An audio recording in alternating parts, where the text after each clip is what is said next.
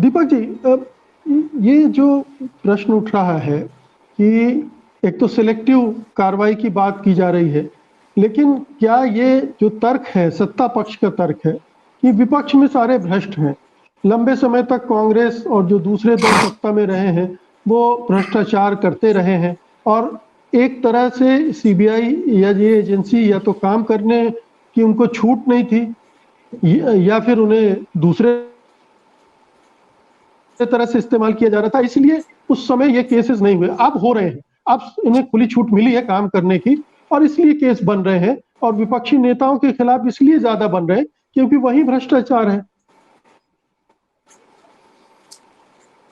देखिए मुकेश जी, अगर आप इसमें पैटर्न देखें, मैं तो इसमें एक इन्वेस्टिगेटिव जर्नलिस्ट की तरह एक पैटर्न देख रहा हूँ कि ये मामले 2014, 15, 16 उससे कहीं ज़्यादा 2019 के बाद हैं, या क्यों कह लीजिए 2018 ऑनवर्ड्स।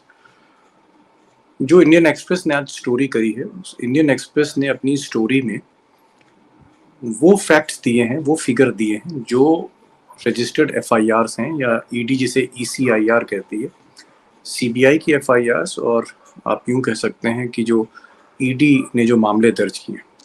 मेरी जहां तक जानकारी है, इस सरकार का जो काम करने का तरीका है, फाइलें सबकी खुली हुई हैं।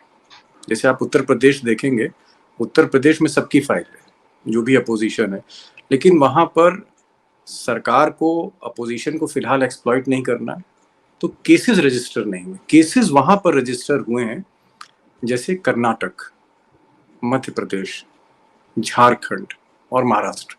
ये वो 4 राज्य हैं जहां पर आपने देखा कर्नाटक में सरकार गिराई गई, और इसकी शुरुआत इनकम टैक्स से हुई थी जब डी शिव कुमार के रिसोर्ट पे छापा पड़ा था। मध्य प्रदेश में इसकी शुरुआत हुई जब कमलनाथ के जो ओएसडी थे उनके इनकम टैक्स का छापा पड़ा। तो इनकम टैक्स, ईडी, सीबीआई, और जहां तक फिनेंशियल क्राइम है, तीनों आज की तारीख में मनी ट्रेड एक साथ ही करती हैं, खासकर ईडी और इनकम टैक्स। वो आप कह सकते हैं चोली दामन का साथ है, कोई इन्वेस्टिगेशन करता है तो कोई इंटेलिजेंस डेवलप करता है। जो केसेस रजिस्टर हुए, यहाँ पर आपको समझना होगा, जो केसेस रजिस्टर हुए हैं वो उन्हीं प्रदेशों में ज्यादा है जहाँ सरकारें गिराई गई। जैसे अगर आप शिवसेना देखिए, शिवसेना की जो शुरुआत हुई थी, एकनाथ शिंदे लगातार टच में थे उद्धव ठाकरे के, रश्मि ठाकरे के, कोई ऐसी दिक्कत नहीं थी।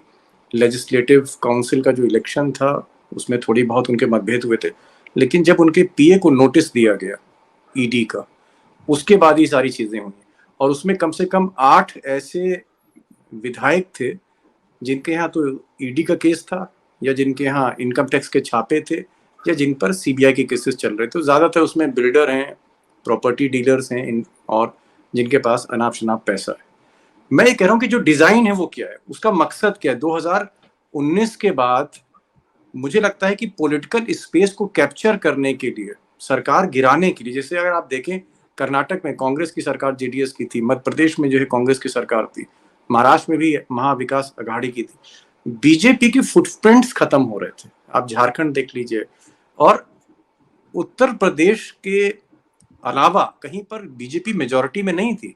हरियाणा में भी थिन मेजोरिटी है, अगर दुष्यंत चौटाला पीछे खिसकते हैं सरकार नहीं बनती। तो जिन राज्यों में बीजेपी को लगता था कि स्प्लिट के माध्यम से, या जो उन्होंने एक मॉडस ऑपरेंडी कर्नाटक में कहा कि आप रिजाइन कर दीजिए, विधानसभा की स्ट्रेंथ को हम कम कर देंगे, उतने विधायक हम रिजाइन करा देंगे, और फिर क्योंकि नेक एंड नेक सिचुएशन है तो हम जीत सकते हैं। यही फॉर्मूला उन्होंने मध्य प्रदेश में किया।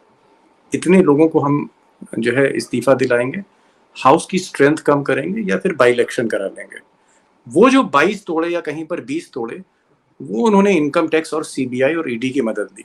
अगर आप पश्चिम बंगाल में देखें, पश्चिम बंगाल में एक बहुत बड़ा जो चंक था टीएमसी के विधायकों का, नाम सबके लेना उचित नहीं है, बड़ा चंक जो था वो सब अलग अलग चिट फंड कंपनियों में फंसा था। किसी का नाम था, किसी के बारे में केस डायरी में जिक्र आ गया, किसी का एफआईआर में नाम था।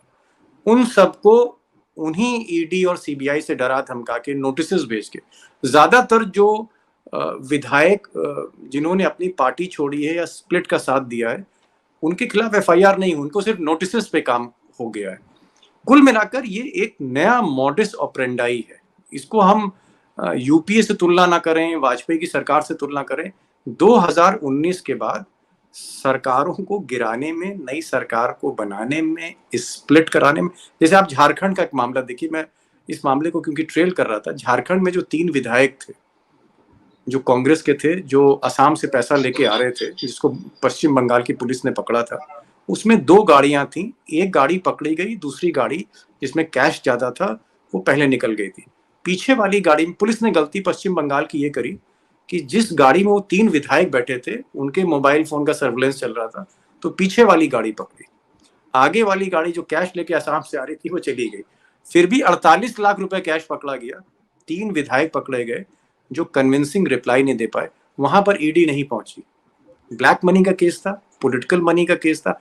आज तक इनकम टैक्स ने, आज तक ईडी ने, आज तक किसी और एजेंसी ने कोई जांच नहीं करी, कोई छानबीन नहीं। एक ऐसा केस है जिसकी स्टडी होनी चाहिए। तो बेसिकली जहां जहां स्प्लिट है, जहां जहां पार्टियों को तोड़ा गया है, वहां पर नोटिसेस का इस्तेमाल हुआ है। और मेरी कुछ ईडी के यंग ऑफिसर से बात हुई जो वहां पर 2009, 10, 8 बैच के हैं। एक अजीब सा माहौल है। आपने डायरेक्टर को एक्सटेंशन दे दिया है, एक्सटेंशन के मोह में आप उससे जो चाहते हैं वो काम करा लेते हैं। एक लेटर बॉक्स ईडी का डायरेक्टर बन गया है। सारी जो क्या कहते हैं, जो इंस्ट्रक्शंस आते हैं वो कहीं और से आते हैं। कायदे से निर्मला सीतारमन के अंडर में ईडी आता है। रेवेन्यू सेक्रेटरी को पता नहीं होता है, ऐसे ही पता नहीं होता है जैसे कैबिनेट डिसीजन बहुत से कैबिनेट मिनिस्टर्स को पता नहीं होते, वो तभी पता लगते हैं जब उनकी ब्रीफिंग कोई करता है।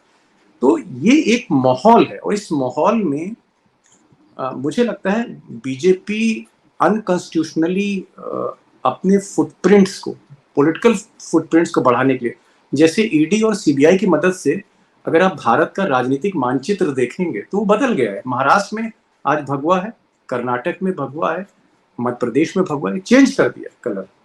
ये कलर पहले भगवा नहीं था, एक बड़ा चंक, तो इसके लिए इस्तेमाल हो रहा है। और मुझे लगता है कि सबसे बड़ी दिक्कत क्या है कि सुप्रीम कोर्ट ने इसको एंडोर्स कर दिया। सुप्रीम कोर्ट ने उसको स्क्रूटनाइज करने की जगह, सुप्रीम कोर्ट ने उसको मॉनिटर करने की जगह कहा कि नहीं, ईडी को और पावर देनी चाहिए। तो अगर जो एपेक्स आपका जो कोर्ट है वो इस तरह की बैकड्रॉप में, जहां सरकारें आप उन जज का नाम भी ले सकते हैं कोर्ट के बजाय जिन्होंने ये किया था। जी मैं तो देखिए, वो तो सतीश भाई और बोलेंगे, मैं तो सिर्फ आपको क्रक्स बता रहा हूँ। दीपक जी क्या भी छापे पढ़वाने का इंतजाम करना चाह रहे हैं। तो मेरा सिर्फ ये कहना है कि सुप्रीम कोर्ट ने भी खुली छूट दे दी, क्लीन चिट दे दी उसको। ये एक ऐसा माहौल है जो हिंदुस्तान ने पहले कभी नहीं देखा, जहां पर आप यूं कह सकते हैं कि सारे मुकाबले थर्ड अंपायर के जरिए जीते जा रहे हैं। इतना ही कहूंगा। सत्य हिंदी का ऐप डाउनलोड करें गूगल प्ले स्टोर पर।